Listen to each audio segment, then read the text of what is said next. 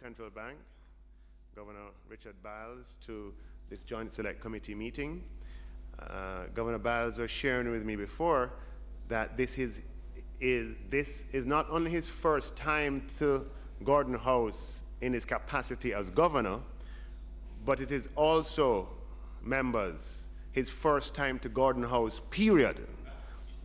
In all the years of his life, he has never set foot inside of this building. So we welcome you. And on passage of this bill, you're going to get used to this place because you'll be called upon to come and answer the questions of members from both sides. Maybe we can open with a word of prayer. Senator Gale, you're closest to me. Let us pray.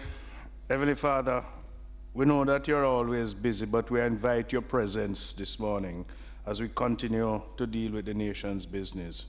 We ask you to mold our thoughts, get us closer in settling these issues in relating to this important bill.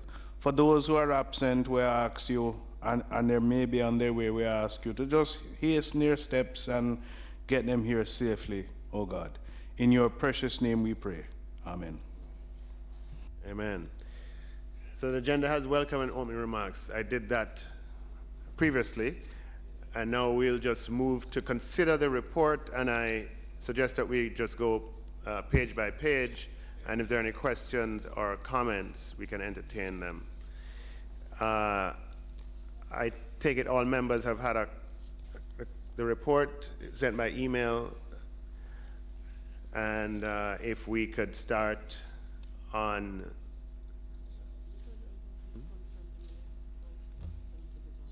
You might want to take apologies if there are any. Yes, thank you. Any apologies for absence? I have from Senator Johnson Smith. I know, Chairman, that the meeting is composed of senators and ex-senators only.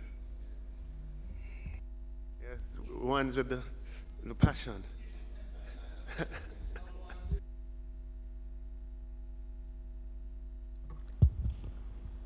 Mr. Chairman, just wish to apologize for Mrs. Petrona Seeley-Brown, who is a drafter, and she's on a few days' leave. I know you'll be able to ably represent her. Pages 2 and 3. The title page on page 2 and 3.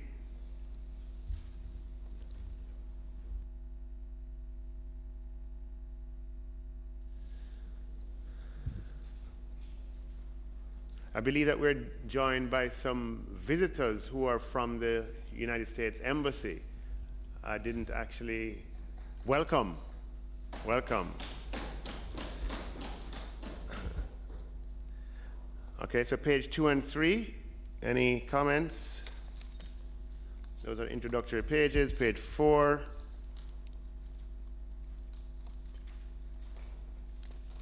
And on page 5, we begin the clause-by-clause section of the report, and page 5 deals with the committee's discussions on clause 1 and clause 2.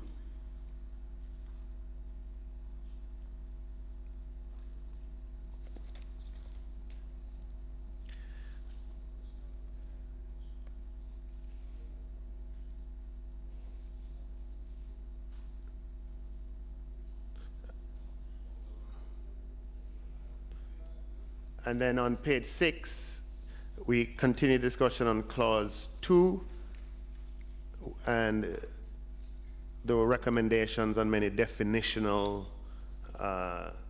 changes, or changes to definitions in the bill.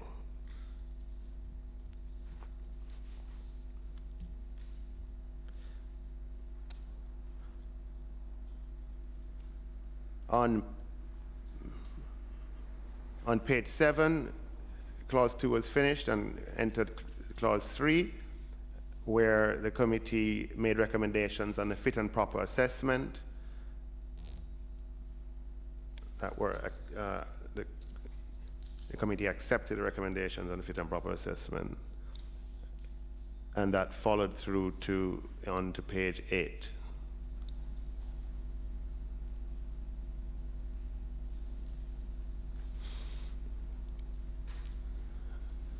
And Chairman, this report goes back to the respective houses. The specific amendments to the bill itself is going to be drafted by the legal people and tabled with the bill. But normally, Sorry. it's quite possible for them to be appended to the report. oh, right, to append it to the report. Yeah. Yes, I was going to, Chairman, if I may, Marlene Aldred, AG's Chambers. It usually is an appendix to the report, and in fact, the heading that would say appendix, so it goes with the report, so that when it's now tabled in the House of Parliament, when they're going through the report, they would also go through those amendments. Page 41. The space for that is at page 41 of this report. As appendix 2. But those specific amendments are not yet provided to us. Could we have an indication as to when we'd get those specific amendments? But Chairman, I think normally we would want to have the committee agree to the proposals first. So it would make sense to go through the report just to have an agreement on what's there, and then the drafters could produce the appendix then for the review of the committee. If I may say that there is a draft that's ready, but that draft it's consistent with what is here. Once what is here is confirmed, I think very speedily we'll be able to circulate the draft, and then those amendments can be then confirmed. That's fine with me.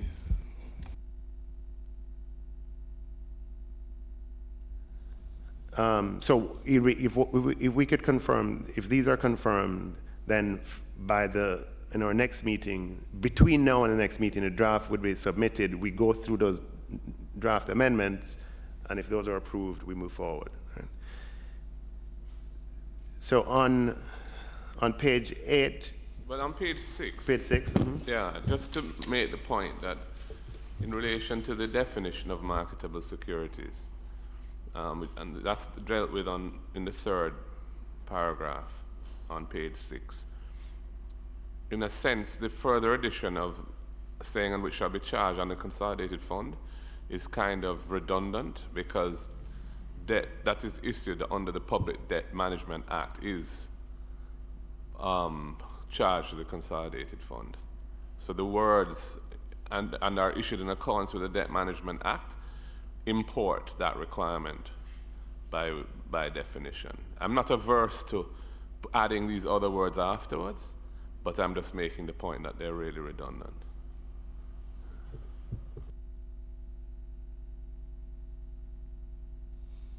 AG or CPC? AGC rather.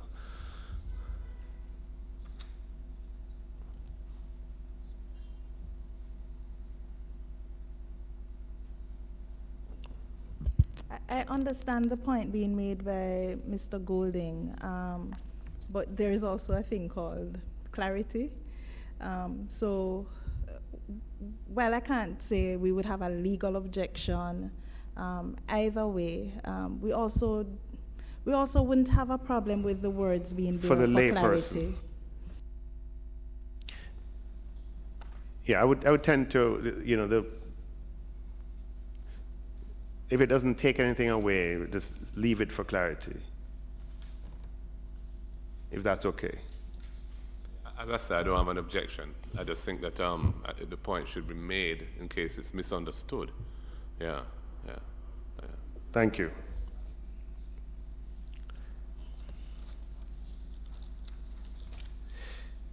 So before that we were on page 8. If there's no comments on page 7.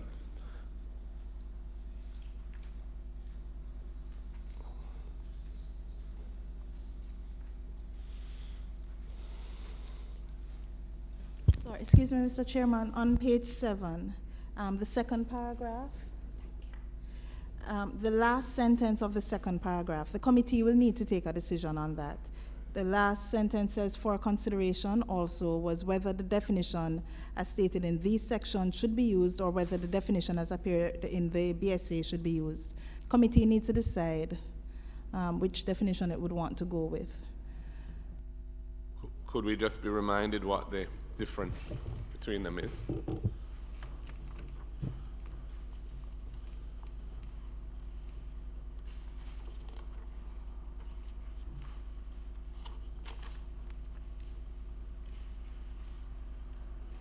We're talking about the government company. Yeah.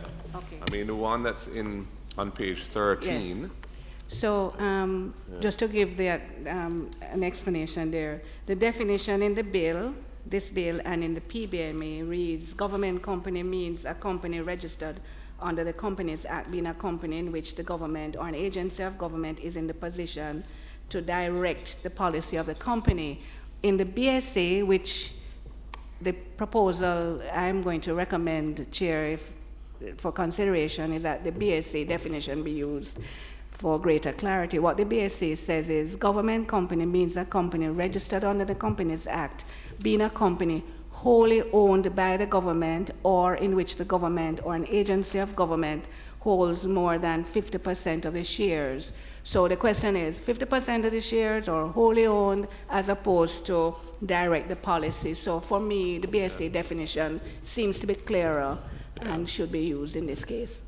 I would endorse that, Chairman, because the deliberations which led to that definition being used in the BSA are still relevant, because we've had instances in the past where companies with which the government has, through some agency of government, a non-controlling position, nevertheless get caught because it is felt if they have a board member or whatever, and it affects procurement rules. It has a lot of implications, which were very inconvenient.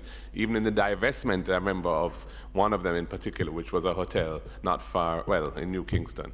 I remember that being an issue. So I think having moved to the definition of the banking services bill, which is the most recent iteration of it, I think we should follow that. Accepted if all members agree.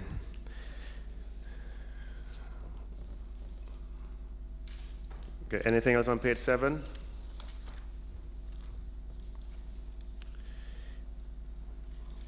Okay, page 8.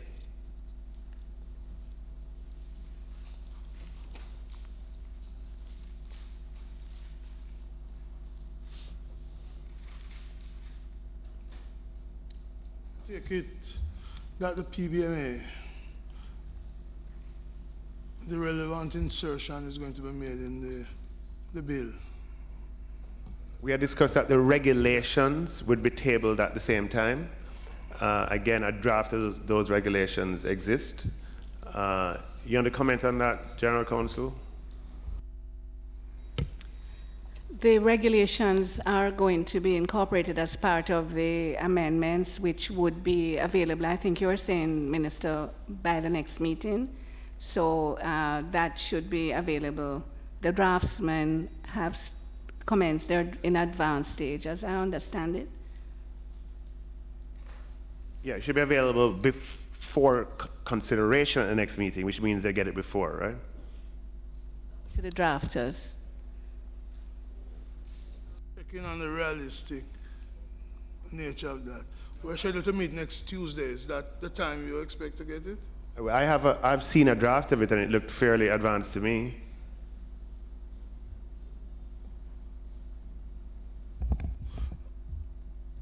Yes, Minister, there's a draft regulations which were done some time ago, but I suppose we'll have to go through it to ensure that it is consistent with whatever other decisions were made since those regulations were drafted.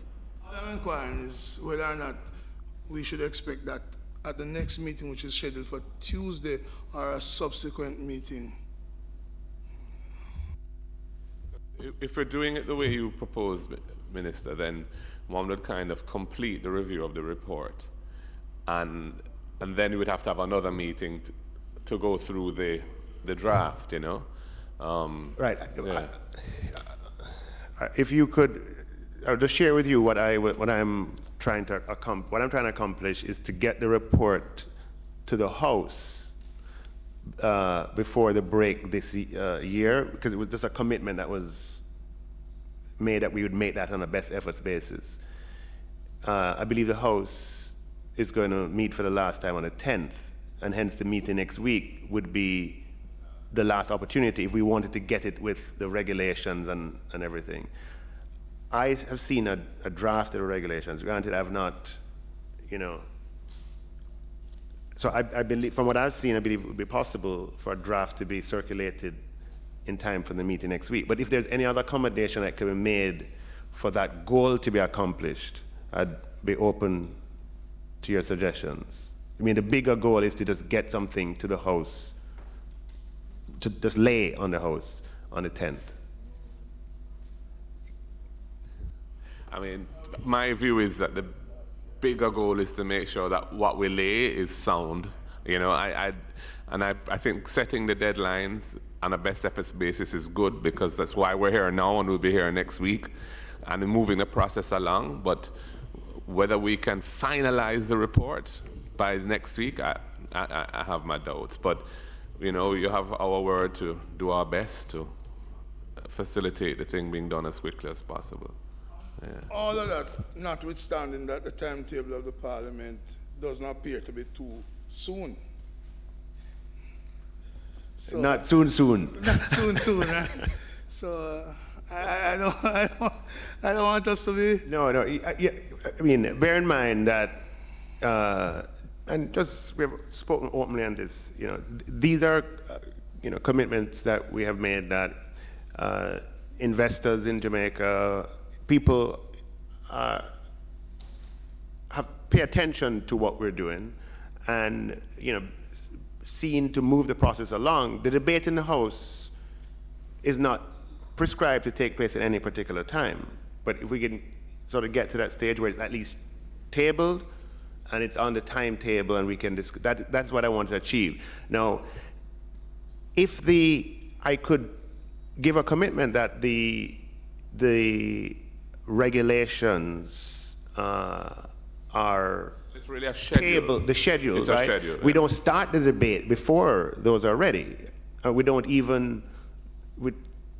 Are you following what I'm saying? We're not going to start the debate on the bill before those regulations are ready. I think if we can agree the body of the report, but by the end of before the break for Christmas, on the basis that the actual appendix now, which would include the schedule for this particular thing and the other amendments that would be reviewed after the Christmas break, so that the report could be tabled in Parliament. I mean, I think you would have achieved a lot if the report with the recommendations that we are making on the bill are signed off on, in the sense that we all agree that's that, and then with the actual detailed drafting now we would do as soon as possible in January. Yeah. All right, let's work towards it. I'm not sure I'm understanding my colleague. We're saying we'd try to table the report without the regulations and the other issues by the 10th. No, that's not what he's. What I mean, for example, at the top of page 8, where it says your committee also recommends that the relevant sections of PBMA be included in a schedule to the BOJ Act instead of by way of regulations, etc., etc. We agree that that's the approach that we're recommending. We still want to see what it is going to be in that schedule. So, that's what I'm saying. I don't think we'll be able to sign off on that schedule by next week, because it's just going to be so challenging to do that. But if we agree that the approach is this one, then we should be, sign off on these 41 pages, so to speak, this report, but then the things that accompany the report. Yeah, okay, I'm with you on that. Minister, I believe you can give an update that we are 98% there. As we say in the Senate, we can report progress, but we shouldn't try to rush it for the 10th, maybe the first sitting of the Parliament in the new year would be a time, because I really want to make sure, especially my insistence that the PBMA part, especially where there is oversight over issue of salary, etc., be properly stated, and that's important to me and my support for this. No, fair enough. So we will ensure that the committee is happy with the PBMA regulations. That is before we go forward, right? Notwithstanding that, we'll try to get the draft out as soon as possible and before the next meeting. Sorry, Chair.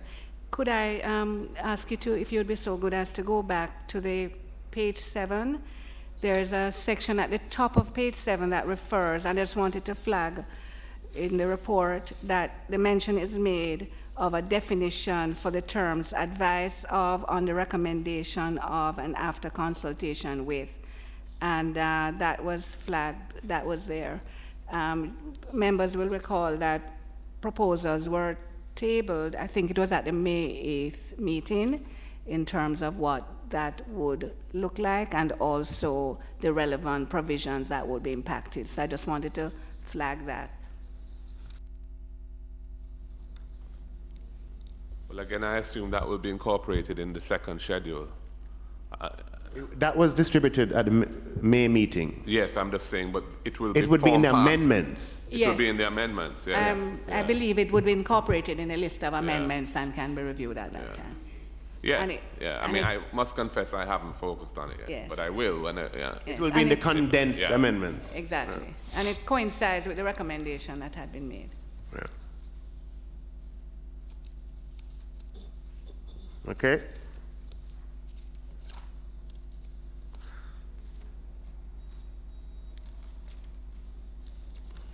All right, so if any comments on page 8 or page 9?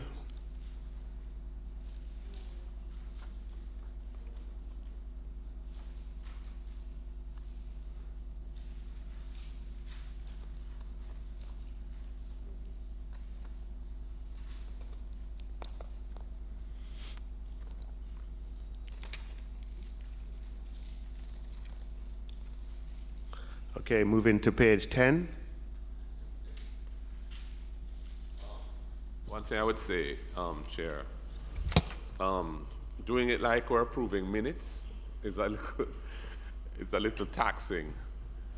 It might be helpful if we could have spent a little bit more time on each page, because I'm not sure everybody Sure. has digested the report as Okay. fully as perhaps we should.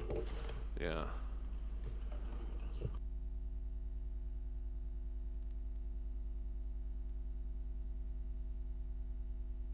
You want me to read the whole thing? You get tired. We can rotate, Someone else. We can, rotate the strike? Yeah, we can rotate this, right? All right. Page 9. Clause 5, amendment of Section 6 of Principal Act. We note that Clause 5 addresses the proposals to amend the remit of the board and revisions to the composition of the board. In relation to Clause 5A, your committee deliberated that Section 6 of Section 1 presently speaks to the board being responsible for the policy and the general administration of the affairs of the bank and did not contain the words general oversight and strategy.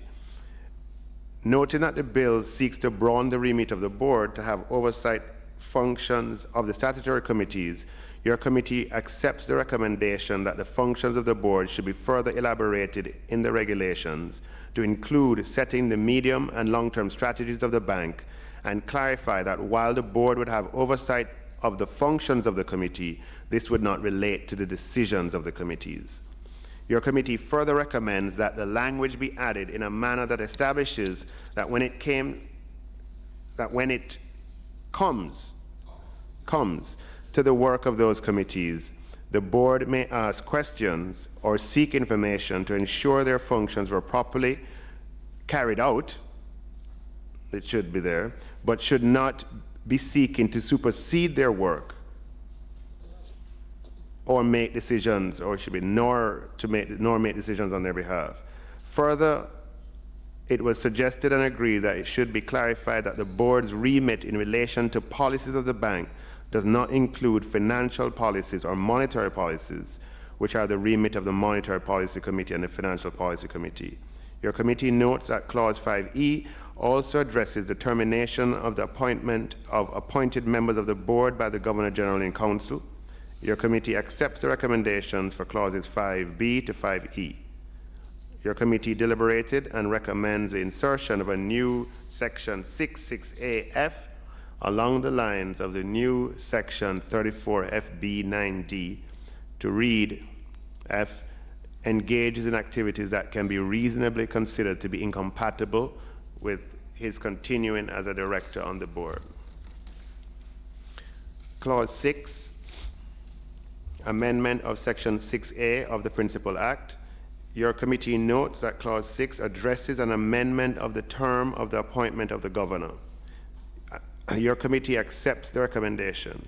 Your committee further suggests, however, that language be included to make it clear that the terms and conditions referred to include emoluments, to read, shall be on such emoluments and such other terms and conditions as may be determined by the minister after consultation with the directors of the board appointed pursuant to 6.2d. Chairman, on that little blurb in quotes, rather than say shall be on such emoluments, wouldn't the correct conjunction or whatever that is, preposition, I remember, shall be at such emoluments and on such other terms and conditions? Yes. Yeah. Yes. Because we're talking about the terms of employment, at such emoluments and on such other terms. At and on. Yeah, those prepositions, yes. You're including at with on. No, Yeah. yeah, remove the first. Are you removing the first at? Moving on to become And at. substitute it with at. Okay. Yeah.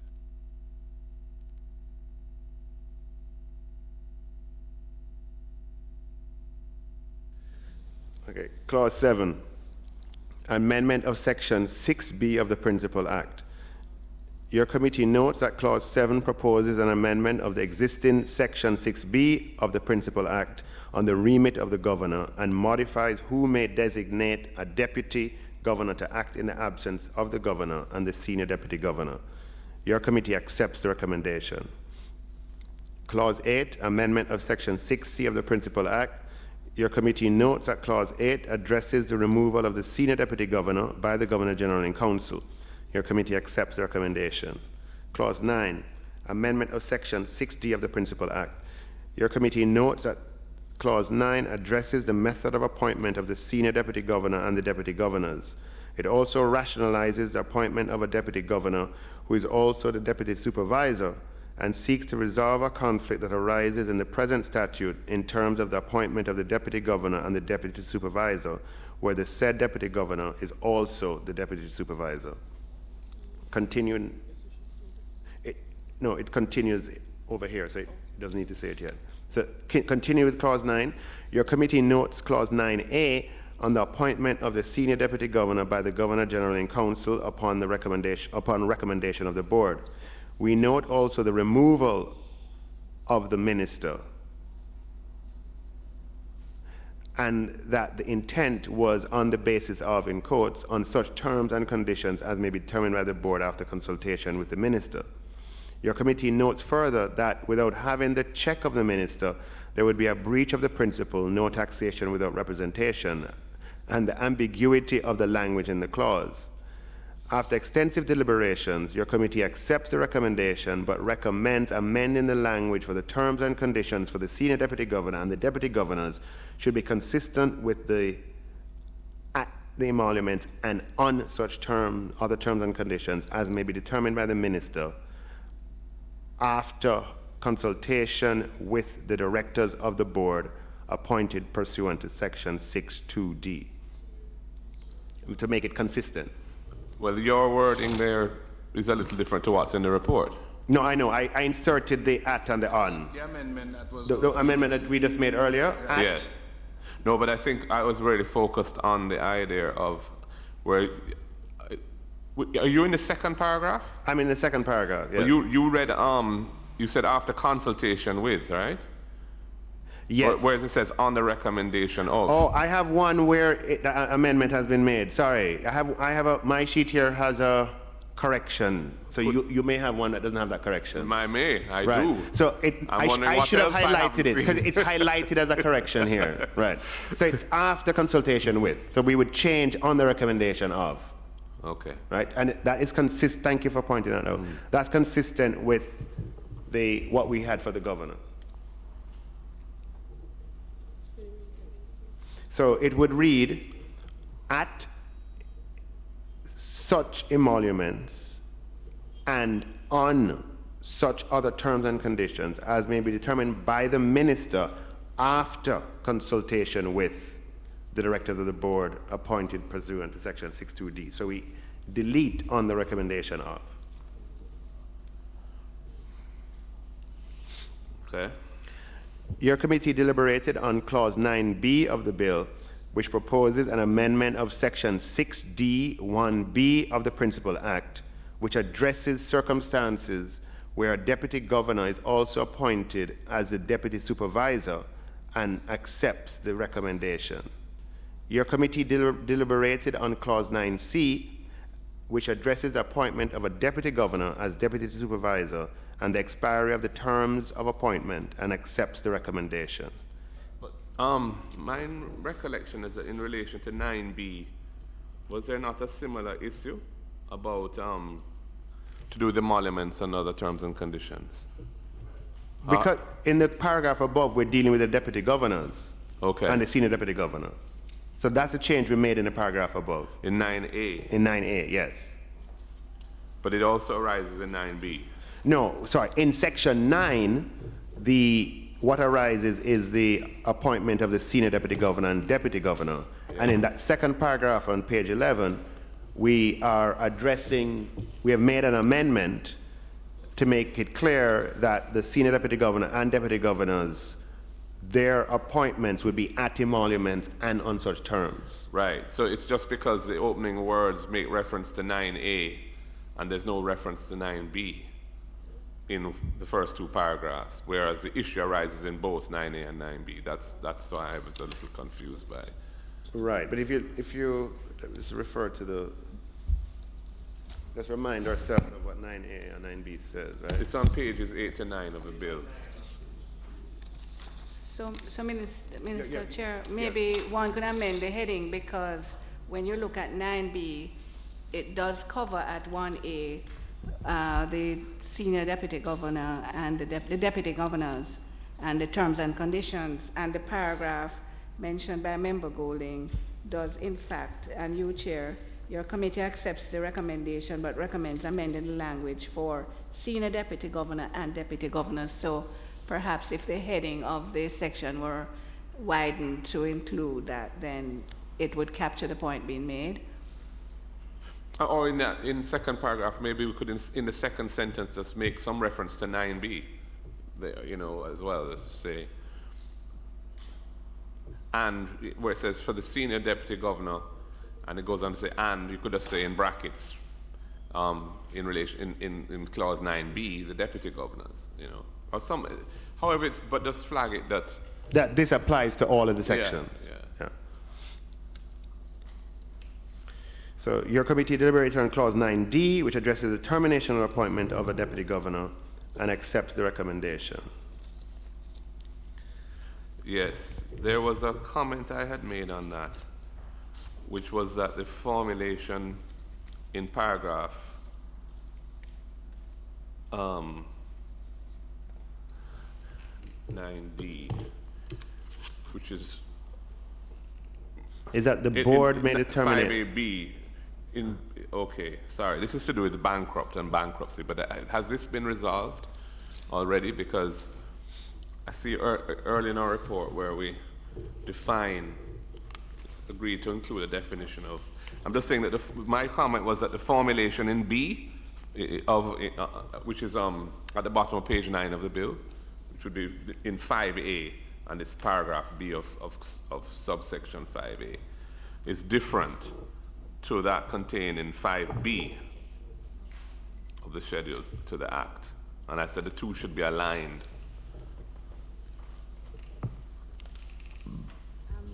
Chair, Member Golding, I'm not sure. Are you speaking about the definition of a bankrupt?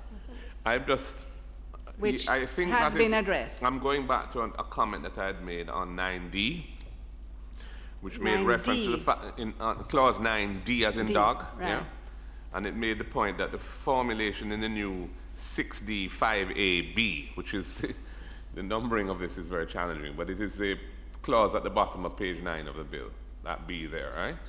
I said it differs from that contained in paragraph 5B of the schedule to the Act. So I assume that, Yes. and I'm just saying the two should be aligned. That's If all. I'm getting you right, I think what was done, which is at an earlier section in the report, Yeah. was for a definition to be inserted Yes. on what is bankrupt. Yes. And the definition that was inserted was bankrupt within the meaning of the Insolvency Act. And Right. at various sections throughout, I think including the schedule, the additional words were removed, and so you just have is a bankrupt. Okay. Which would mean that 9D is fine, It's the fine. one that says is a bankrupt. Right. So But everybody the- else is now in line with Just that, to as make I sure- recall. Just as to I make recall. sure that the 5B of the schedule to the Act has been amended, Okay. amended to conform to that. I'll find it and hopefully be able to Right. highlight it All right. later. Thank you. Sure. Thank you. Sorry, Chairman, go ahead. So we're now on page 12, clause 10, amendment of section 7 of the Principal Act. Your committee notes that clause 10 addresses an amendment to delete reference to the minister being required to approve salaries that are above the prescribed rate for any post. Your committee accepts the recommendation and recommends insertion of language to exclude, and this one wasn't written so clearly, to exclude from this amendment, I would suggest, the appointment of the governor, senior deputy governor, and deputy governors that were addressed elsewhere. For example, by inserting a subclause 1A to exclude them from the provisions of subsection 1, i.e., they want, by definition, want the minister involved in those salaries, right? Your committee further recommends that section 7, subsection 1 should require that the appointments be in accordance with such regime as may be prescribed. And if there was a set of regulations governing the approach established, then section 7, subsection 1 must reference this in some way. Clause 11, amendment of section 8 of the Principal Act. Your committee notes that clause 11 addresses a definition for statutory capital as the paid-up capital of the bank, plus the sum standing to the credit of the General Reserve Fund. Your committee notes that for clause 11A, the authorized capital of $2 million would be amended to read $28 billion. Your committee recommends that if there was a call for additional capital to be paid from the consolidated fund, then there should be proper governance arrangements in that regard. Your committee accepts the recommendation for clauses 11B to 11C, subject to changes arising from an elimination of authorized capital. You want to expound? Just to mention that in the list of amendments, Chairman, the formulation that is being put forward has been included, which would remove the reference to authorized capital and structure the section in a simplified way to address capital alone. I do not know if Deputy Governor Roper wants to add anything. Chair, through you. Chair and members, an important change besides the removal of a limit for authorized capital is the recognition that the amount of paid-in capital would be smaller than what was stated in the original bill. And I think that is an important factor to bear in mind. The difference is less than what we are proposing is less than what was in the original bill. The difference is about $2 billion plus. The committee will recall that the reason why we removed authorized capital was because we thought that the law should be consistent with common practice now for companies where there is no real authorized capital. The formulation will also speak to how the stated paid-in capital can be increased, and it would be by a resolution approved by the House. So those are important changes that would be proposed.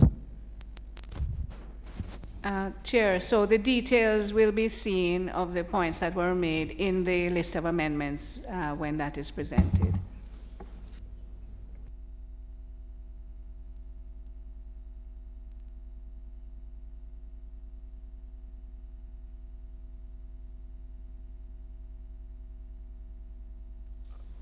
Okay, so these will be in the amendments that are tabled next, for the next meeting. So we have a chance to review it in detail. I would ask, so are you, BOJ team, comfortable with the way the draft report is worded in relation to clause 11?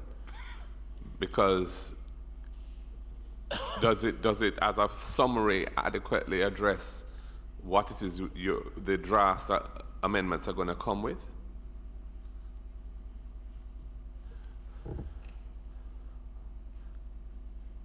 Because it doesn't sound fully aligned with what you just explained. So I'm just suggesting maybe that perhaps you could look at the language in this one paragraph on page 12 and perhaps see if you could suggest some wording to it that would make it foreshadow what the amendments are actually going to come with. Yeah.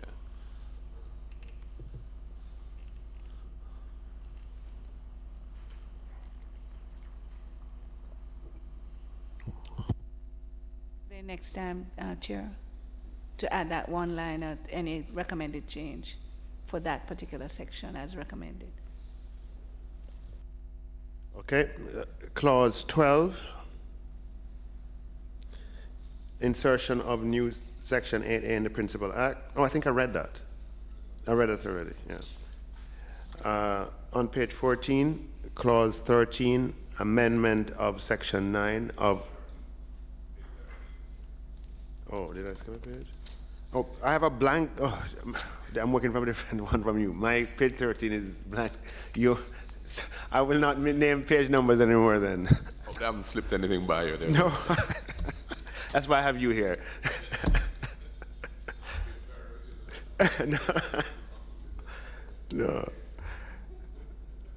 Amendment of Section 9 of the Principal Act. Your committee notes that Clause 13 addresses the recapitalization of the bank and the rules for dividend distributions to government. Your committee accepts the recommendation that I think that should be, let me read what is here and you can correct it. That at proposed new section of the Act, that a proposed new section 9(2) of the Act be the period of 4 months. Okay, the period of 4 months for the issue of marketable securities to the bank. It's really that in the proposed. Yeah, when you read it. Accept the recommendation that in the proposed new section 9(2) of the Act, the period of 4 months for the issue of marketable securities to the bank should be amended to 6 months. The committee also agreed that in the event that the government does not issue the marketable securities required to be provided to the bank under section 9(2), the bank shall notify the minister and request that the issue of marketable securities as provided for be completed before the end of the current financial year, and a copy of the notice be sent to the Speaker of the House to be laid before the House. We had a long discussion on that, and this is what we came out at. In respect of proposed section 9(4) of the Act, your committee agreed that if the bank's target level for statutory capital is 5% of monetary liabilities, then no distribution should be made below 5%. Yes, through you, Chair. Yeah, we want to understand how this 5%, what's the rubric that came up with this 5%, and if it's an international benchmark, we also want to understand what sensitivity and flexibility analysis was done to see if ours is required for more or less than 5%. Yeah, so here we're looking at the report of the committee, right? So this is what the committee discussed. At the time, I think we had touched on this, the 5% is in relation to international best practices. We have a range really, and what the bill originally said was it should not go below 3 and it shouldn't go above 9. So the 3 to 9 is the international best practice. And you want to come in, Governor? It's 3 to 8. 3 to 8. Right. 3 to 8. So we went ahead and we chose the... No. So 3 to 8 was and the original bill basically said you could dividend all the way down to 3. And it was proposed in the committee that, wait a minute, that doesn't make sense. Only dividend above 5. So it's not that we are aiming to have it at 5. We just do what this says, this amendment to the amendment says, below 5, no dividends to government. Yeah. Yeah, minimum being 3. Because we don't want to hit that. We want to. Well, the international minimum. The international minimum. Our 3. minimum being 5. No, Our target being 5. no, the minimum is 3. Chair, Come in, Governor. right, Chair, if I may. As the chairman was saying, the below 3% would require a recapitalization of the bank.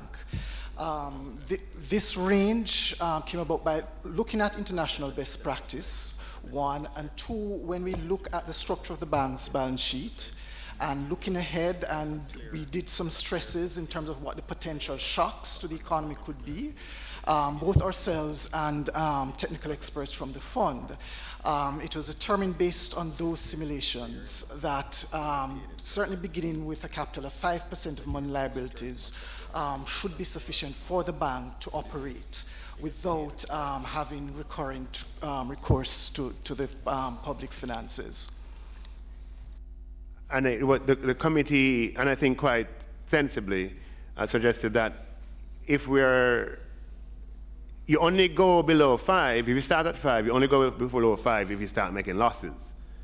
And if you go below 5, it was felt that we should prohibit the bank from having to give dividends to the government. Yeah.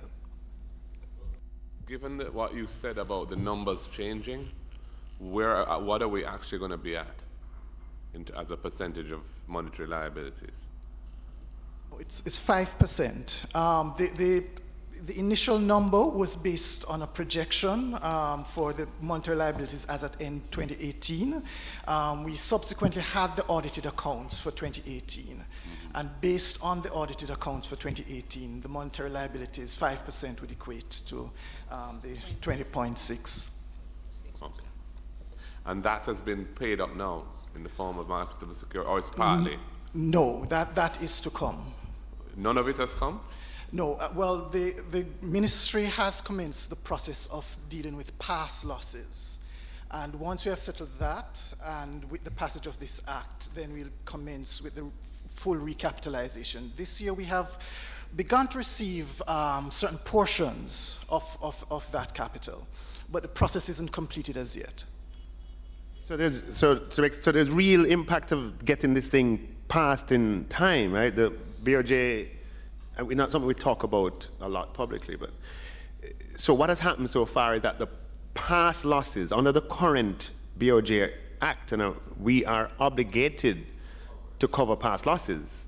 As a matter of practice, administrations have not honored that. We're making steps to do that now, which is to cover the past losses by injecting capital into the BOJ. And we have gone a far way of doing that in the budget this year. You'd have seen the amount that we allocated for that purpose. That just brings us to cover past losses. Once this bill is passed, then the government would be obligated to do the new capital, which is the 28 billion. The combination of covering the losses and putting the new capital in would get us to the point of being at 5% of monetary liabilities. What's the anticipated time frame?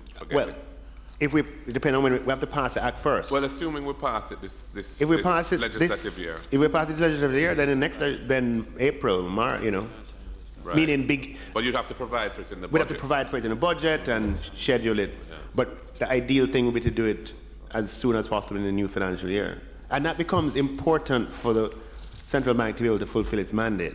Yeah. All right. So if we're looking at the 2018 bill, and we're looking at Section 9, Part 2, and we say where at the end of any financial year, the audited financial statement of the bank, as at the end of that financial year, disclosed that the statutory capital of the bank is below 3% of the monetary liabilities of the bank. The government shall, within 4 months after the start of it. So we're changing that 3%. No. So there are two. We're maintaining this 3. We're changing the other 5. Right. So the bill provides that if the capital falls below 3%, the government has to recapitalize the bank. Right? Between 3% and 9%, or 8% rather, the option existed that the bank, when it makes profits, to dividend the profits to the government. That's how the bill came here. When the committee was deliberating, it was saying, wait a minute, if we starting at 5, we're putting money in to start at 5, we should not be giving the government back money in the form of dividends if it falls from 5 to 4, from 4 to 3.5. We shouldn't be dividending to the government, because you dividend to the government at 3.5, and at 3, you're going to have to recapitalize. So we're defeating ourselves. So it was the committee felt that if you dip below 5, you should not be dividending until you get back to the position that we start at, which is 5. Fair enough. So it's two different issues. One is recapitalizing if it falls below 3, and one is not making distributions if it falls below 5. Yeah.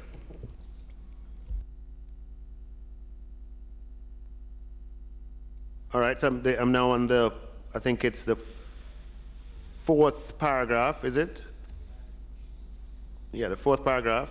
It was also agreed that the concept of the overall distribution rule, we'll see, it will be in amendments. Yeah. A sidebar. A discussion on the issue we were just discussing. Okay. Have you moved on?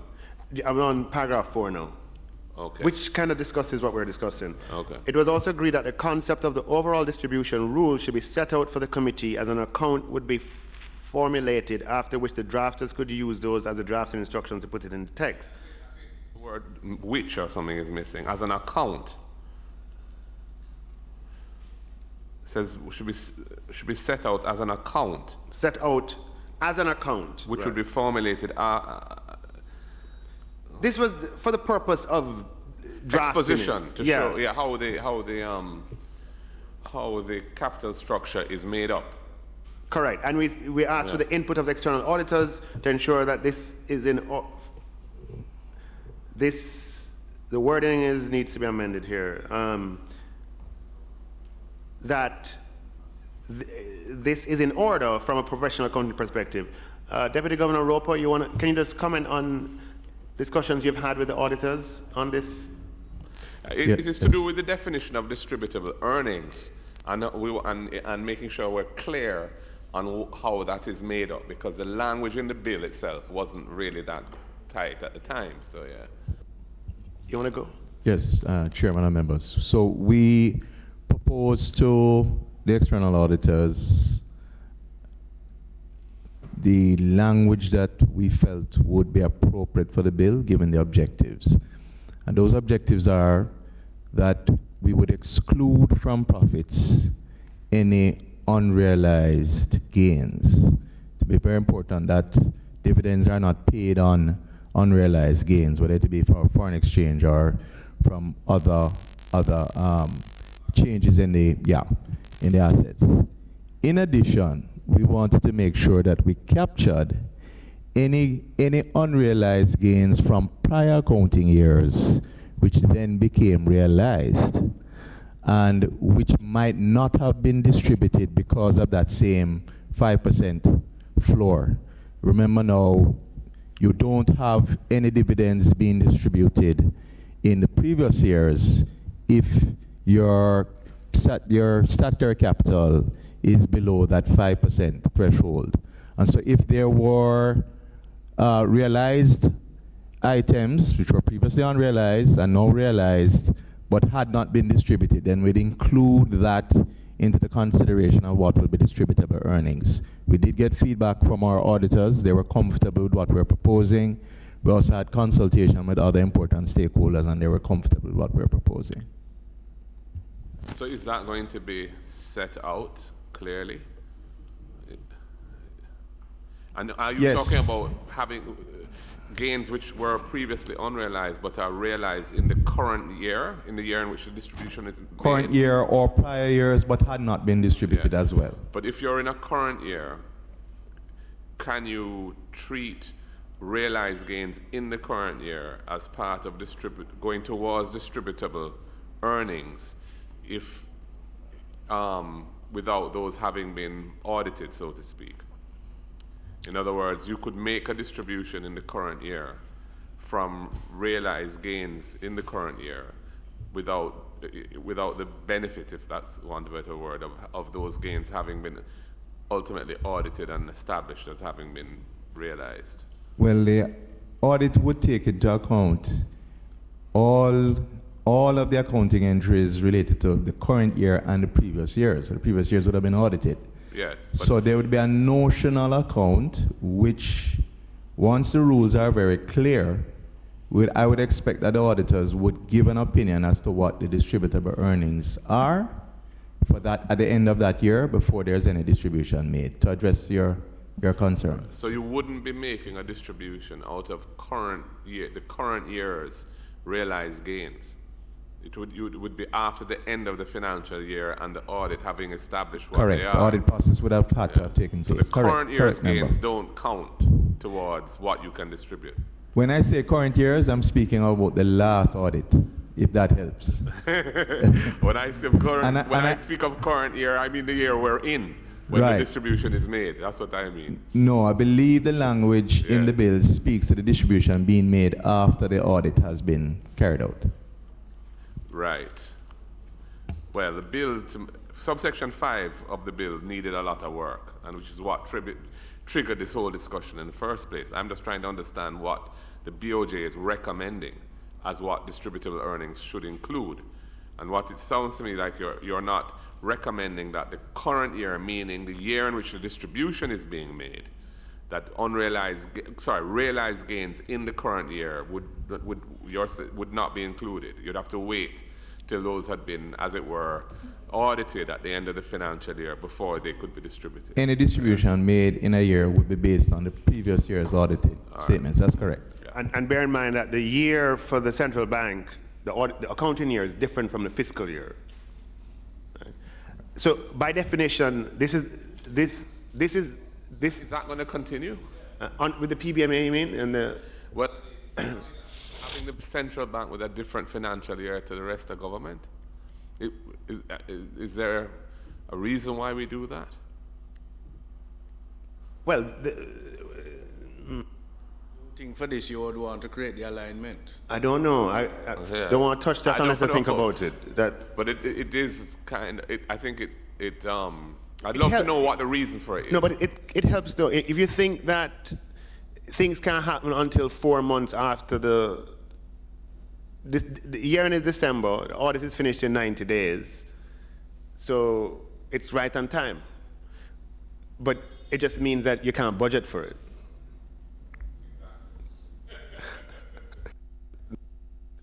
That might be a good thing. It's just a dividend. It's a, you know.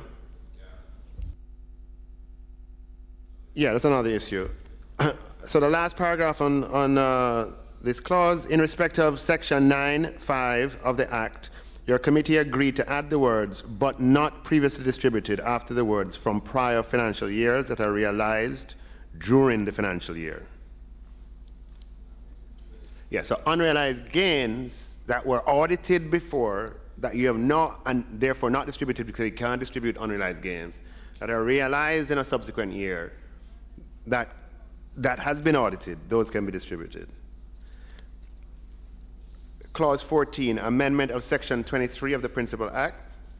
Your committee notes that clause 14 seeks to amend section 23 of the Principal Act by deleting the proviso to paragraph F and substituting therefore the following: provided that the maximum loan or advance granted against any such security, as is mentioned in subparagraph 3 or 4, shall be based on the bank's determination of the risk of such security losing its value during the life of the loan. And your committee notes that paragraph J was deleted. Your committee accepts the recommendation, save for the inclusion of the word fair before value at paragraph F. So it would be fair value based on the BOJ's determination, right, of losing its fair value.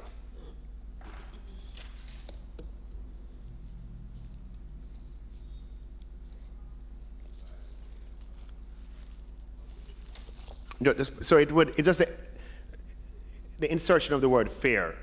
So it would be provided that the maximum loan or advance granted against any such security as is mentioned in subparagraph 3 or 4 shall be based on the bank's determination of the risk of such security losing its fair value during the life of the loan.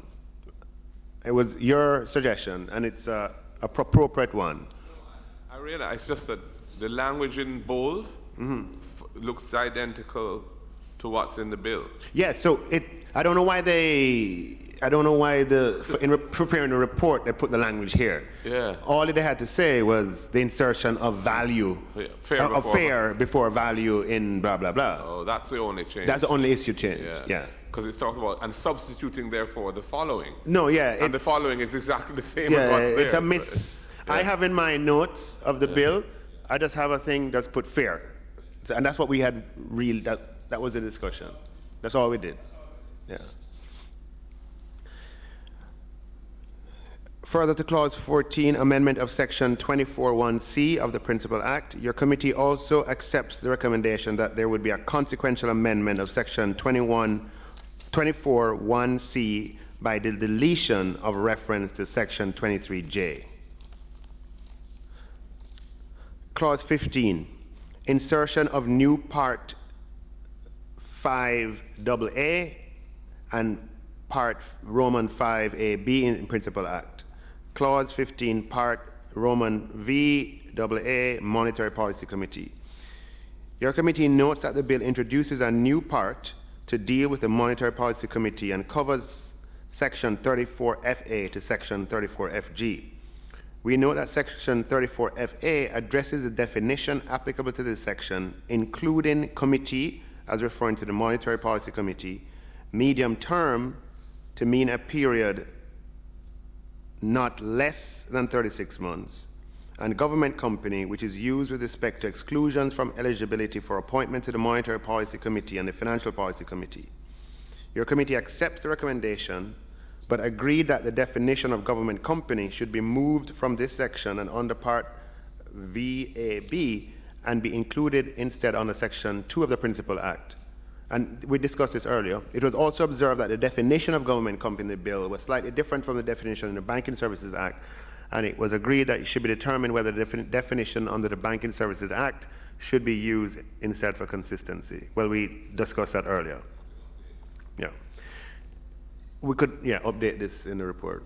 We note that the reference to government company also appears at Clause 24B of the bill, which provides that the schedule of the Principal Act be amended with the insertion of a new subparagraph 2D to include, in italics, the persons who may not be appointed or remain as a director, and among those are persons employed in a government company.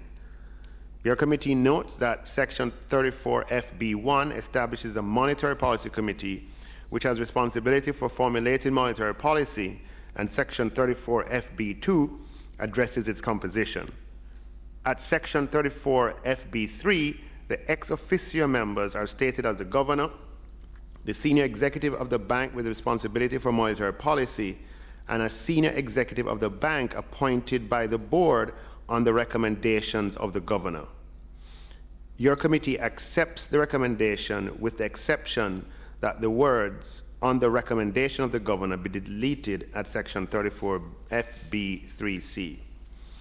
We note that Section 34FB4 deals with the method of appointment of two appointed members of the committee and provides that, subject to the provisions of this part, the Governor General and Council shall appoint two persons to be members of the committee, hereinafter referred in this part as the appointed members. Your committee accepts the recommendation. We note that Section 34FB5 covers the eligibility requirements of the appointed members of the Monetary Policy Committee, including in relation to the fit and proper criteria, having the relevant experience, qualifications in economics, banking, finance, commerce, accounting, business, or law, while Section 34FB6 covers persons who would not be eligible for appointment on the committee. Eligible for appointment to the committee, I would prefer. In the deliberations, it was proposed that Section 34FB6A be amended to read, appointed members of the board or statutory committees of the bank.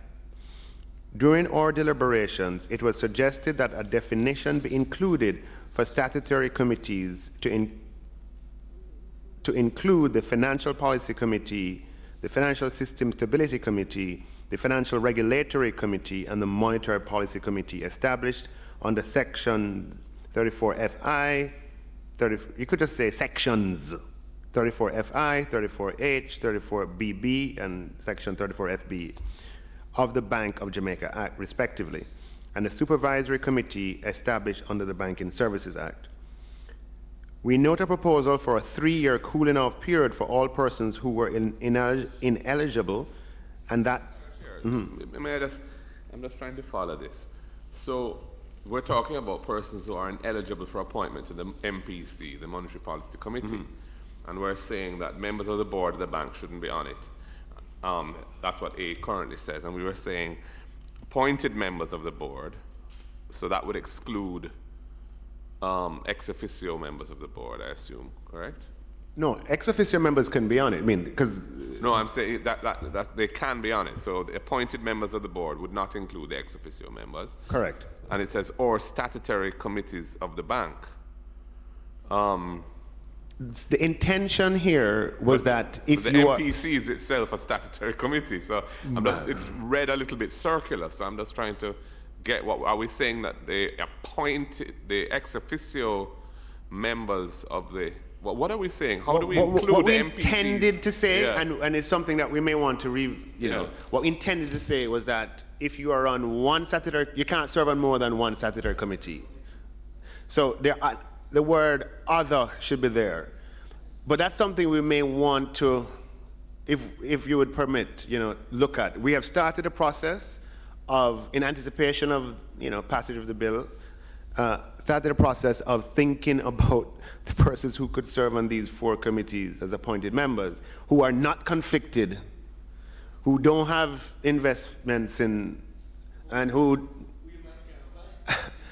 We are in danger of so defining it, that it'd be very difficult to staff. And the additional requirement of saying the same person can't sit on more than one further restricts us. Is that something that we want to insist on? I would prefer, personally, that we don't have one individual being on on more than one committee, and being a bit more flexible on some of the other requirements around, for example, investments they may hold or that sort of thing. I don't like the idea of an individual having too much say by being on too many of these committees. That's my own present predilection. In terms of being more flexible on the general, that is something that we can do outside of this, and it's something that we intend to do, in particular with respect to investments and so on. The existing provisions are way too restricted, so we intend to relax that. I respect what you're saying, and maybe especially on the first go round, Governor, you want to comment on this? Yeah, thank you, Chairman. Yes, we've been starting to look for potential members, and we may end up running the risk of having just diaspora people on the committees because of the conflicts that are so evident locally in a small economy. So it's a concern that I do have. One of the proposals is that someone could sit on 2 committees, but not more than 2, and no committee should have more than 1 person who is sitting on another committee. So a person can sit on 2. No committee can have more than 1 person who is sitting on 2. Is that correct? Bear in mind that there are 5 committees. Monetary policy, supervisory. Yes, 5. There are 5. So, and 5 times 2 is 10. Yeah. Plus we have the board of 5. Right. That's 15. And nobody board can sit on the staff. Right. I know Senator Horton has a view that, administrations have never looked deep enough, Senator Horton, that there are people out there, but administrations tend to bypass them. Huh? They don't look. They don't go to Mount Salem, right? I know that's a view that you want to express yourself. Express your view. At UWI. I mean, we can find people. I was just looking at the clause where it said that no senators, no MPs, no members of the House of Representatives. So I was wondering what's the justification there? If they have the skill and the expertise, why are we marginalizing them? I think you're beginning to realize that you're a member of a marginalized community now, Senator Horton. And you have a lot more realizing to come. You're now among the marginalized, my friend. Chairman, we did have a lengthy discussion on this, and it was a question of adequately staffing these committees. I'm inclined to support what the governor is suggesting in that you have two persons who can interface, but just limited, which seems to be a practice in government in terms of how you set committees among boards, because we might run the risk of not being able to find persons to sit on these committees given the competence and skill sets that are required. So whilst we want not to expose ourselves to the risk, we ought not to be so rigid in how we apply it. Yeah, I mean, the proposal by the governor sounds like a reasonable compromise from the ideal, which is that they'd all be separate, and the reality of how difficult it is to achieve that. I just want to make sure that arithmetically it works. I've just done it. So arithmetically, yes. Right now, if you have that everybody has to be unique, with 5 committees, you're talking about 10 members. No, each committee has 3 ex officio and 2 appointed from outside the BOJ, right? So there'll be 10. With the governor's suggestion,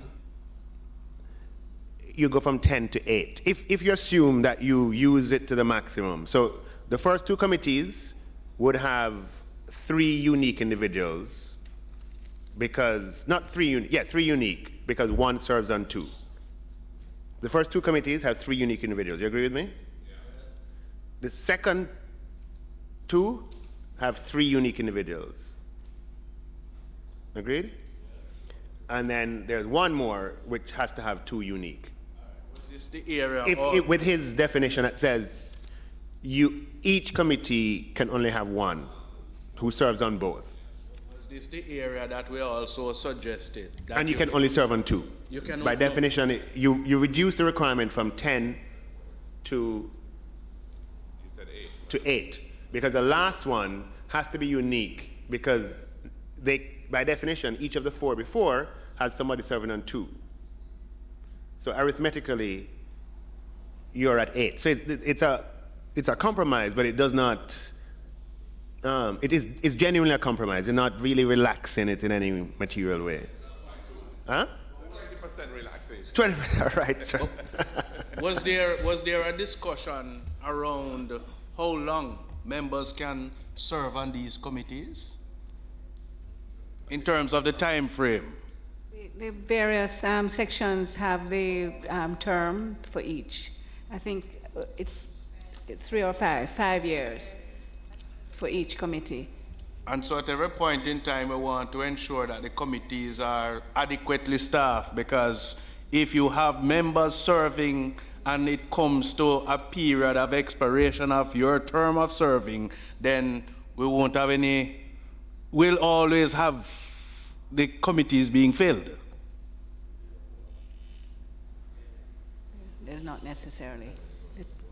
And I should just mention for completeness, not to the moment, that the FRC does not have appointed members. That's the Financial Regulatory Committee. So it's really 4 committees that we're talking about in terms of the particular discussion. So can we go with the compromise offered by the governor? And kind of wording be changed to reflect that? The draft would need to probably catch it. Yeah, and the drafting is going to have to be, to capture it, it's easy to say it in English, to capture it in legal language requires some thought. Well, if the English is precise enough, you've caught it in legal Huh? language. If the you've caught it in English, precise you've enough, caught it you've legally. You've But caught sometimes, as a user of English language, sometimes I have reason to doubt that. But yeah, maybe I haven't got it. Okay, so start reading this one again. We note a proposal for a 3-year cooling off period for all persons who were ineligible, and that the cooling off period meant that if someone should be in any of these positions and they should leave those positions, then for a period of 3 years they would be ineligible from being able to sit on the committee. We also note the concern expressed by the bank that this may be considered to be too stringent, especially given the added limitation that might result in the ability to find unconflicted members. Your committee did not accept the suggestion for this 3-year cooling off period. But even in relation to the auditors, external auditors, I mean, I think we had, listen to the next paragraph first. We note that subsection 34FB6E refers to persons not eligible for appointment to the committee being directors, officers, or employers or external auditors. Sorry, Chair, that should say, I think, employees? Yes. It should say, or employees, yes, employees, of course. And it was proposed that this be extended to any partner or employee of the external auditor of a financial institution. it's not of the, it's of a, isn't it? Of a financial institution. Of a financial institution, yes. We know that the bank supported the proposal and we accept the recommendation, but this doesn't deal with your former auditor? I'm just coming from a background that in certain private sector companies, they don't permit persons who were the partners or employees of their external auditors to come onto their boards or committees for after, there has to be some cooling off period for that. You know, that's where I was coming from with this, because it was considered best practice from a corporate governance standpoint. But you know, if it's not a big issue for me, if others don't think it, if it's going to be too problematic. Yeah, I'll just leave it. Yeah. Your committee noted the proposal for definition to be included for financial institution as used in the sections related to the Monetary Policy Committee and the Financial Policy Committee. However, it was noted that the expression financial institution, that should probably be in quotes, was already covered in the definition section 2 of the Principal Act. Your committee noted that the expression was also defined under section 34H as regards the Financial System Stability Committee, and it was suggested that consideration be given to whether the definition of financial institution under section 34H should also be deleted. Chair, if I may, could I just speak quickly to this? So the recommendation that is being made is that the expression financial institution as already defined be used at sections 34B6 and 34FI6 in relation to the MPC and the FPC.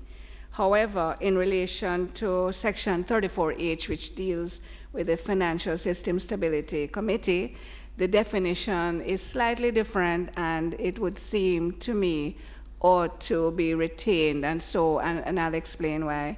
So we are going to be suggesting that for 34H, that the definition as regards the FSSC, the financial system, remains. Page, in terms of in terms of 34H, if you look in the 2015 amendment to the Bank of Jamaica Act, if you want a page 11 of that, if you have the amendment. However, you don't have it. The document I had given you. All right, so I could just explain, though, just very quickly. The definition of financial institution under the 2015 amendment to do it, 34H, is pretty much the same. It talks about banks and insurance companies, pensions, etc. But there is also an other provision that says any other service designated as a financial service by the governor acting in consultation with the relevant regulatory authority, and this may be designated by statute. So this is whoever is added would be driven by a governor and in consultation with regulated authority, whereas the definition under the BSA speaks to any other service designated as a financial service by the supervisor by order published in the Gazette, subject to affirmative resolution. And so the definition under the BSA seems to be driven by the supervisor as opposed to what is in 34H. 2015.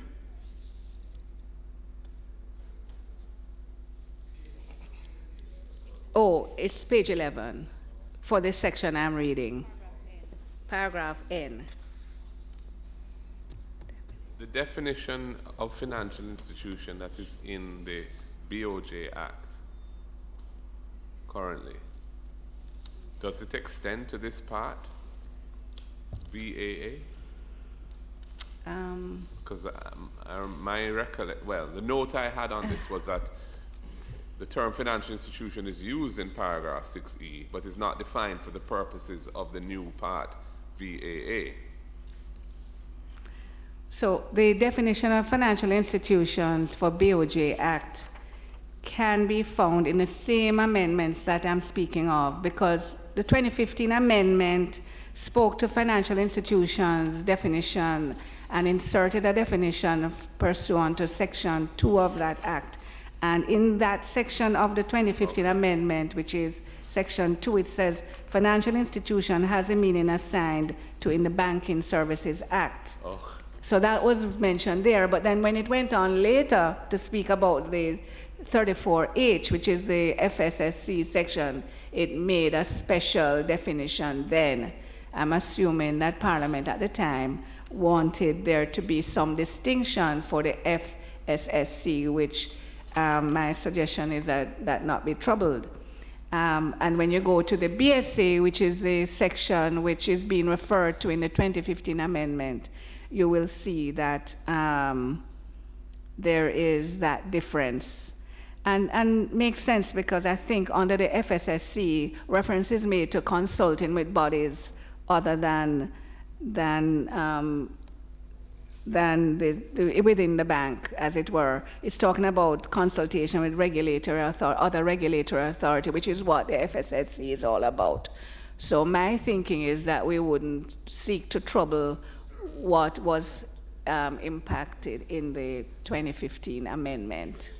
Because there's going to be two different definitions Right, of what a because- financial institution right, is. Sorry, because yeah, Chair- yeah. So just a moment, sorry. Yeah, so in the actual same amendment, Member Golden, which is the 2015 one, they made that distinction, and it's very much it's very obvious, you know. Section 2 definition, financial institution, and then it went on in the 34H, and it's not a long amendment either.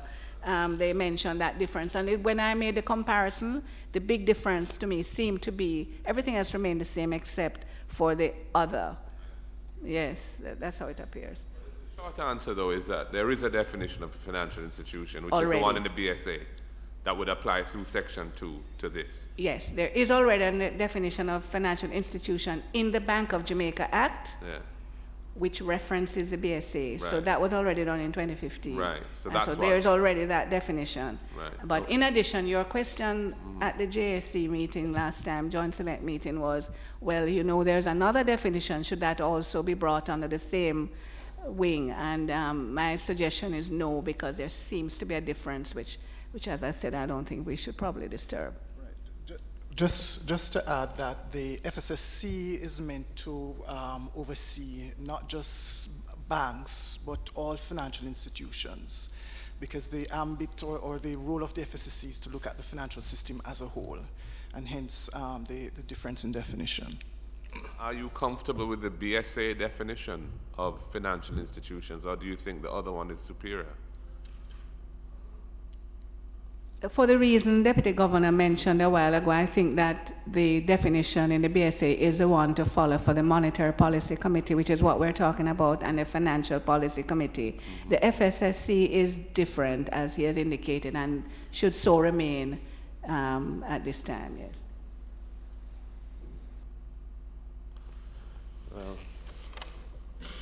Okay? So, but the effect of that would be one of these other categories would not be deemed to be a financial institution for the purpose of a director or officer being ineligible to serve. That's the effect of this. In this, as it applies here. Yeah. In other words, the definition in relation, the special definition that applies to one of these committees. Which one is it? The Financial Regulatory Committee, that one? Includes a category of Excluded institutions people, right. which are regulated by other regulators. And that is not the definition that would be applied to financial institution for this purpose. It would be one which isn't as broad. And I'm just making the point that the effect of that is that a director or officer or employee of one of those entities, whatever they may be, credit union perhaps, no, it wouldn't be a credit union, but you know, I don't know, what would this include? Like a securities dealer or an insurance company? Yeah, could be on the Monetary Policy Committee, whereas a director of a bank couldn't, or a building society couldn't. No, but it's Is that right? And why do we have that arbitrage?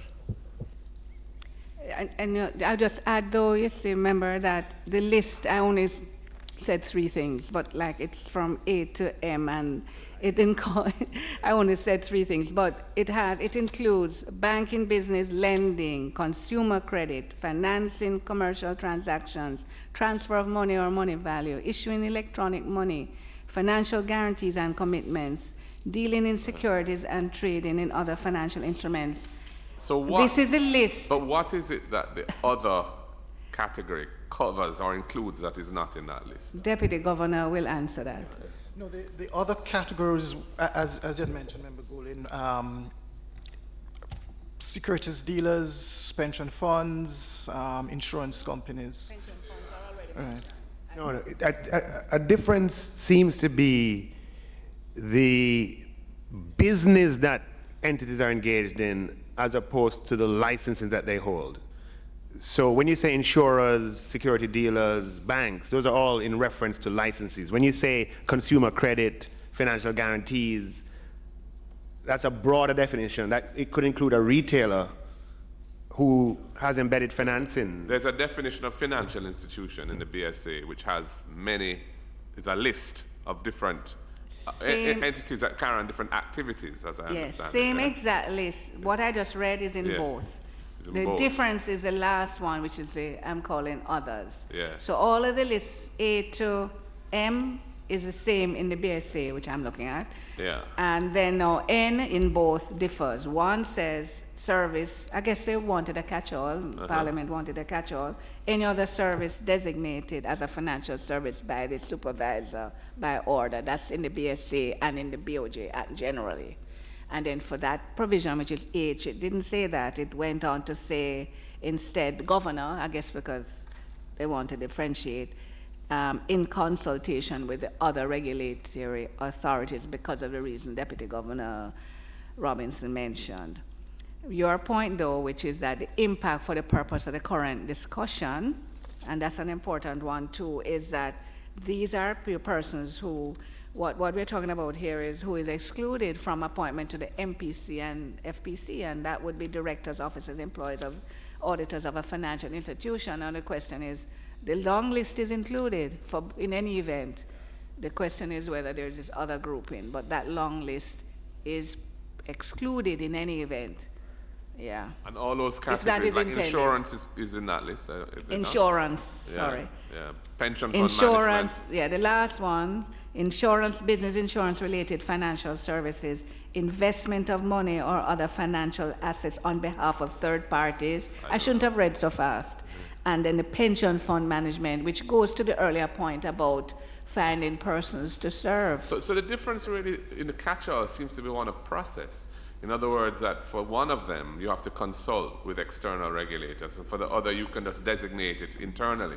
It seems that way, yes. All right, well, I think we can move on. Okay, I've gotten notice that there's a meeting that's going to take place here, or scheduled for 12, so we're going to have to wrap up, unfortunately. But Yeah. Huh?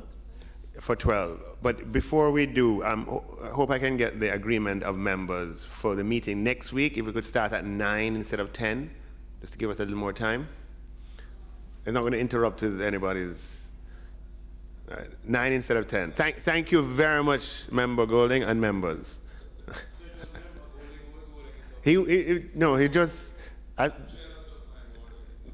Yes, I understand. But it's Christmas, time to be generous. 9 o'clock. All right, so we have 8 minutes.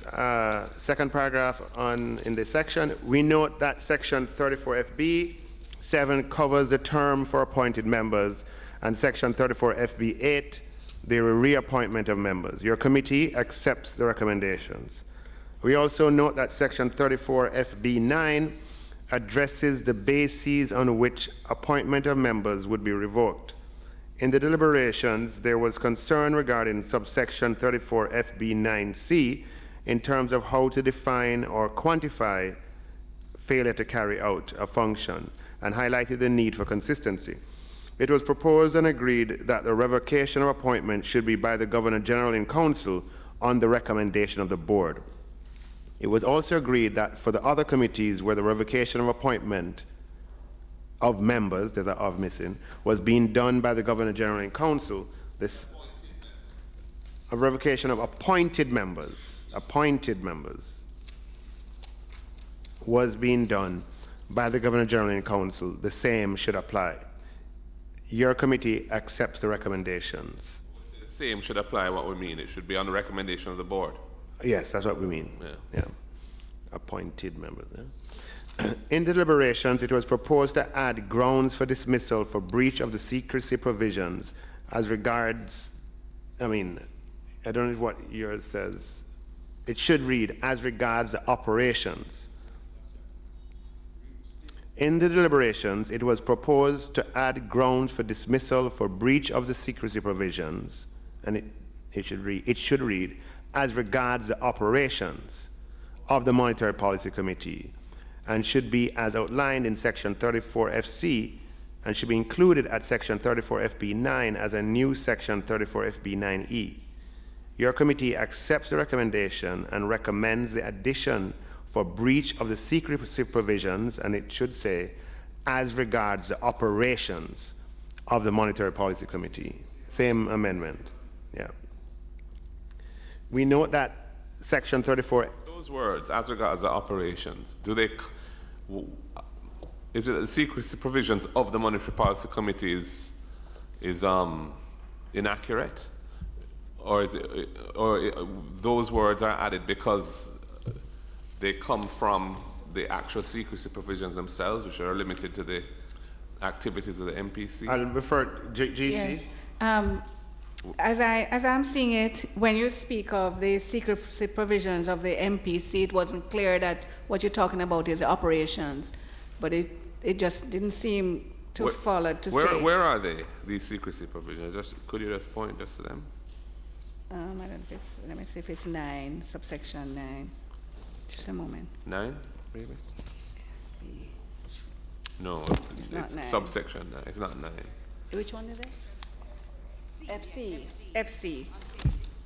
Page what? 16? FC, page 16. Okay.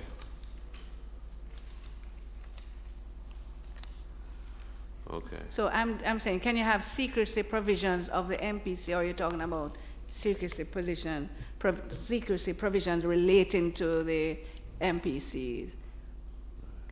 All right. The provision talks about non-public information regarding the operations of the committee or the performance of his functions under this part. So both of those are the non-disclosed, what you're not supposed to disclose. Non-public information regarding the operations of the MPC or the individual member's performance of his functions under part VAA. So since that is the scope of the obligation, then that is what should be subject to sanction if you breach it. So unless you say secrecy provisions set out at 34 FC in relation to the MPC, just to be clear that you don't drop anything, right? Those who would have been exposed would know exactly where it's coming from. Yeah.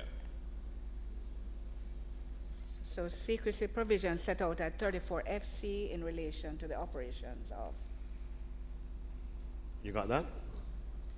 Chairman, we never really answered the question as to why members of parliament and senators are excluded. We never really answered it. And I think for the benefit of Senator Horn, it might be worth just mentioning that, you know, we are generally treated as a pariah across legislation in the sense that there are many things that we are not eligible to sit on in the public sector. And I think the thinking was that because we are politicians, we would bring a political bias to our work on those boards or committees. So even though the expertise may reside within us, we are presumed to be infected by the political bias virus, and hence ineligible. Which has its place, but the view is that that place is not on these kinds of boards and committees. That place is in this house, in this chamber. This is the hospital.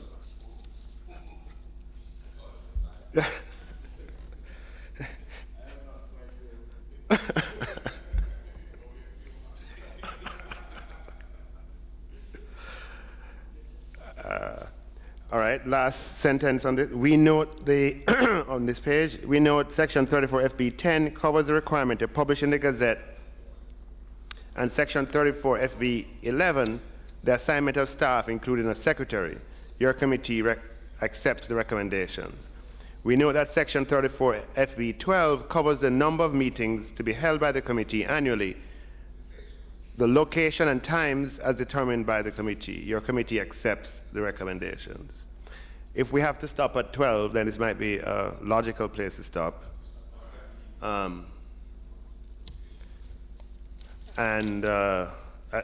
mean, I was wondering if we could go until the HR committee gets here, but I'm told that we have to vacate so they can prepare the building, prepare the room, yeah. So let me thank everybody for coming out. We are near the end.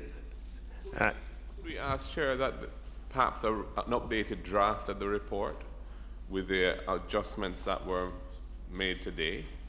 I would prefer, I would, if it, if we have priority, I would prefer that we get the amendments out and the regulations out. Not that next meeting we can't. You know. Well, the report is written by the clerk. Yes. The amendments are done by other people. True. I'm just saying, for example, there was one paragraph that we had asked BOJ to assist in expanding the language so that it was a fairly technical thing about the capitalization requirements. So rather than waiting till next week to have to do the whole thing, we've done whatever 14 or 15 pages of it. We could just at least have a. Agreed. Yeah. She has indicated she can do that. So, any other business?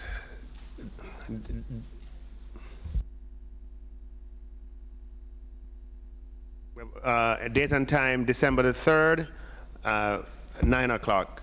Thank you all very much. Oh, you had something?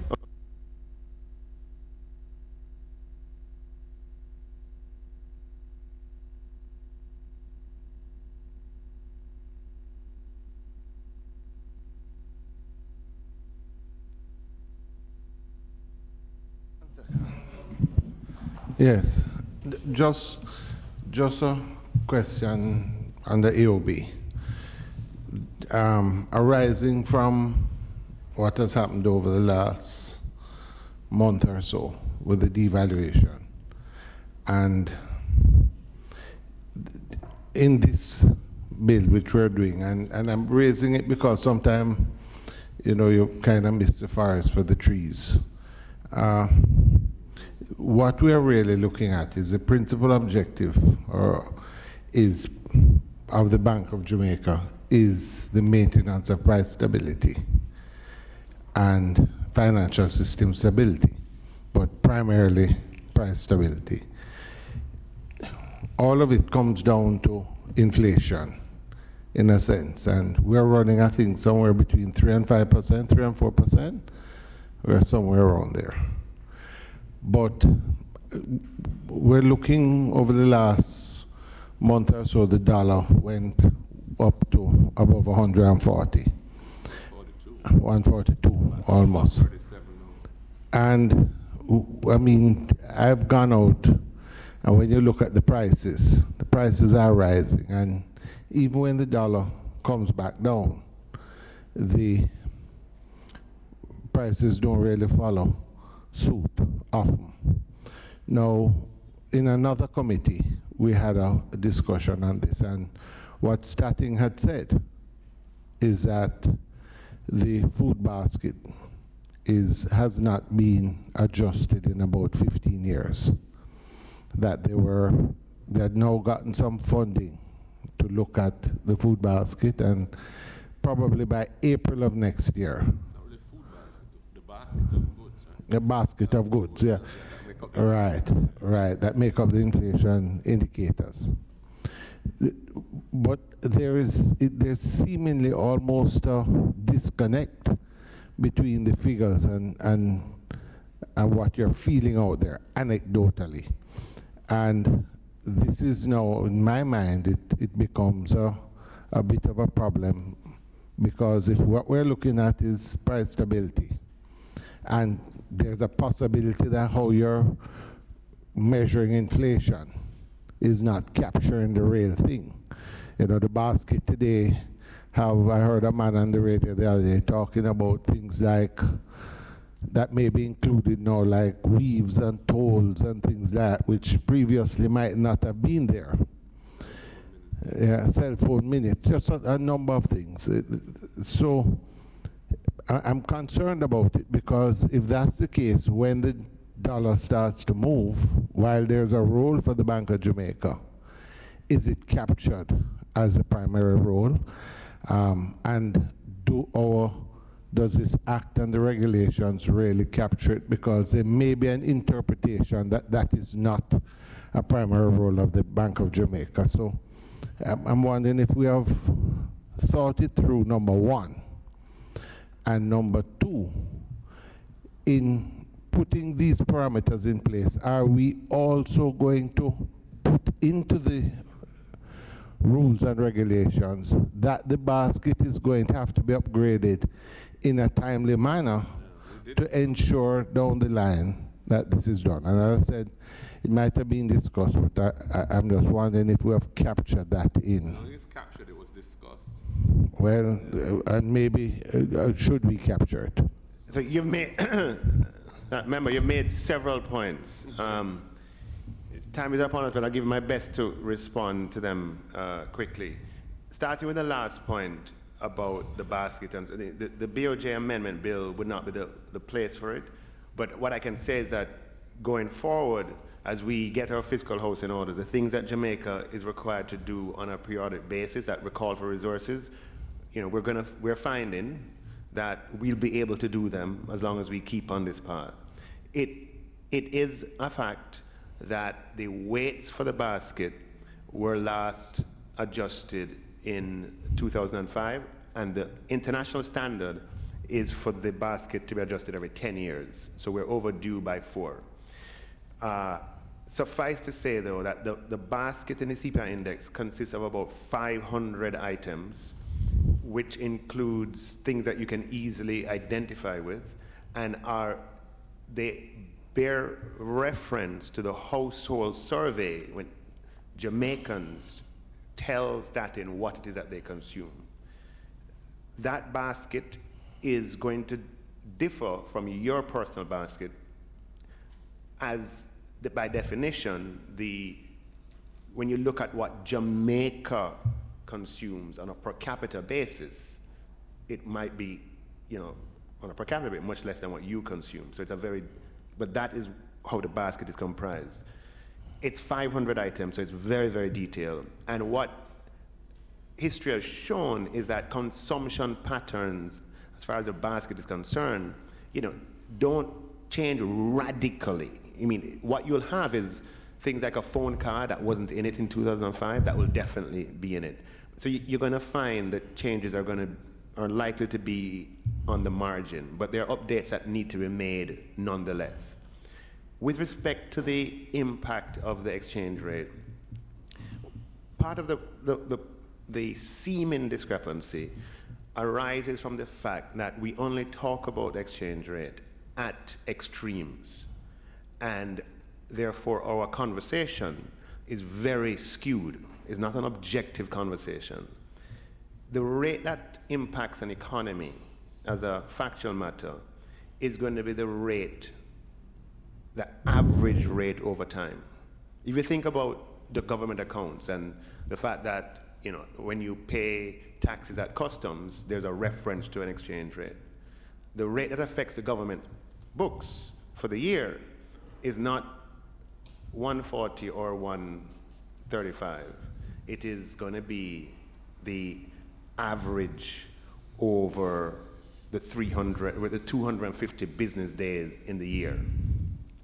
Now, when you look on how that average changes from year to year, even with the 140 in the data, that average for the 11 months of 2019 versus the 12 months of 2018, that average has changed by 3%, which happens to be very consistent with the inflation numbers that we have.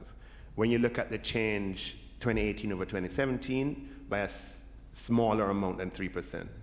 But when you go back and you look at the average change in the days when we never had two-way movements, say 2014 over 2013, 2015 over 2014, 2016 over 2015, those changes in the average were like 7%, 6%, and in one case 9 or 10%. Right? So the variation masks the fact that the average rate is changing by a very small amount. And if we continue to only talk about the extreme, the 5 days that you spend at, right? We live the extremes. Yeah. Right. No. So let me. Allow me. I'm on the floor. Allow me to finish. Yeah. Now, one of the data points that makes the case is one of the major components in the basket is the price of energy. Right. That accounts for a big, 15%, 20% of the basket. Energy has a foreign component, right? You can look at your JPS bill and you can see the rate that is applied. And you can look at that rate that you pay in January, February, March, April, May, June, right? When you do that exercise, you will find that the difference year over year for the 11 months of this year, which includes the 140, there's a difference of, if you take the total that you pay this year versus the total last year on a per unit basis, right? Meaning the reference exchange rate, the difference is 3%. 18 over 17, the difference is less than 1%. And similarly, and that's an exercise that anybody can do by, right? That anybody can do. And so what you're seeing is in industries where people, have oligopolistic or monopolistic positions, I agree that people can price at the margin.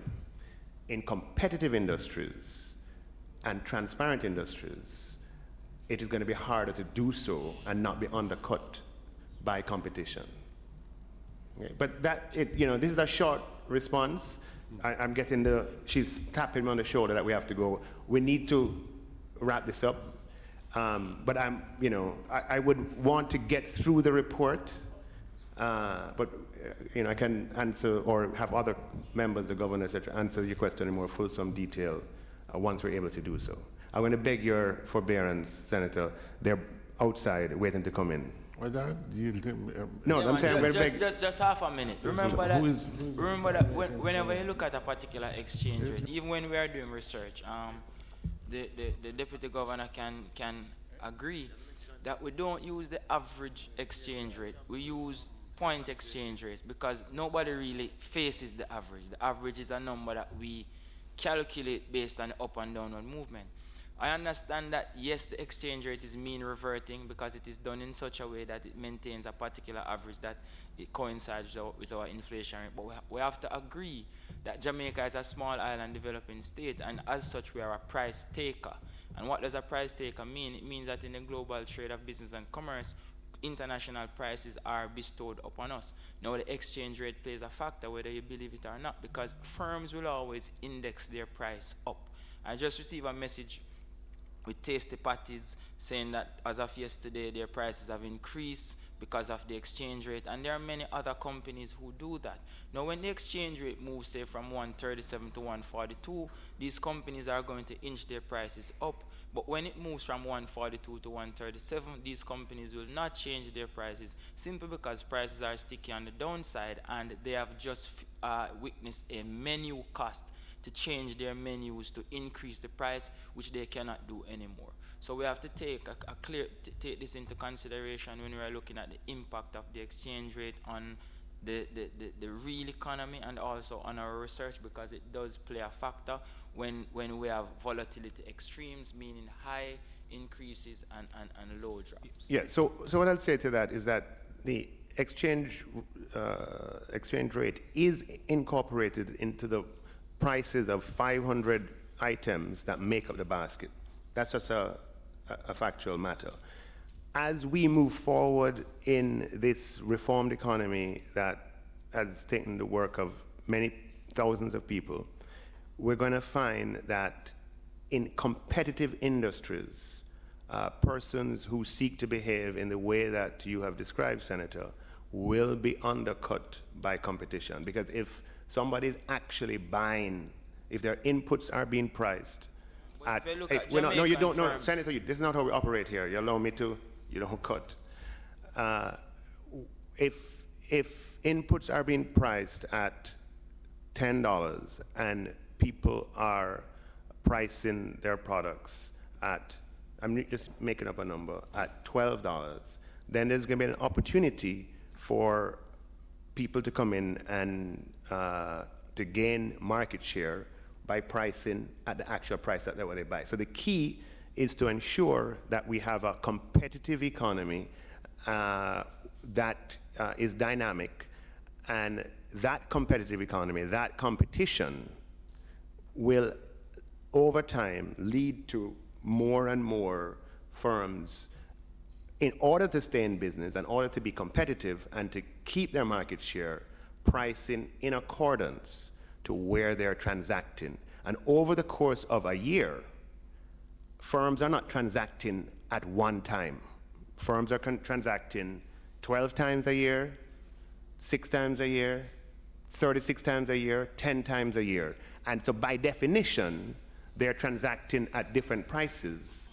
And therefore, an average price is not a theoretical thing. But at this point, I must use the chairman's prerogative to bring the meeting to an end.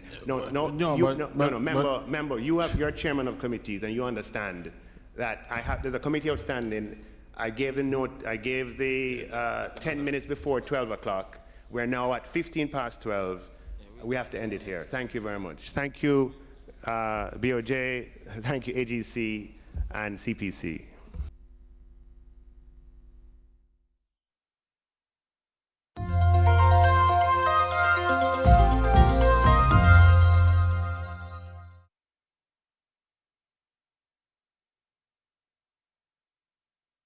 Predictable, stable and low. Targeting inflation to boost the economy.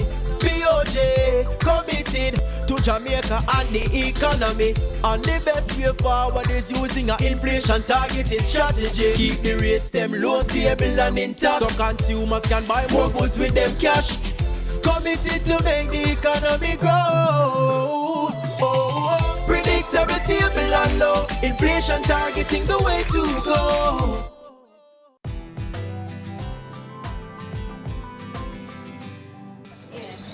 Hi, Mas Errol. How you do? Not too bad. This is what's so interesting in the paper today, Mas Errol. The EU has been doing